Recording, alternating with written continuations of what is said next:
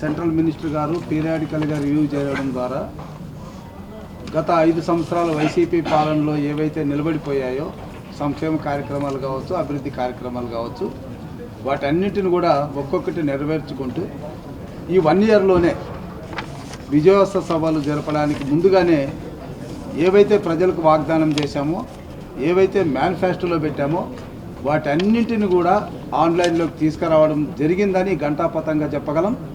దీనికి ఎవరైనా వైసీపీ నాయకులు విమర్శలు చేసి లేదా చర్చిస్తామంటే we are ready to discuss on all issues in one platform. కాబట్టి చేసే ప్రభుత్వం మంచి ప్రభుత్వం, చంద్రబాబు నాయుడు గారి నాయకత్వంలో కూటమి ప్రభుత్వం చేసినటువంటి పనులు ప్రజలకు తెలుసు.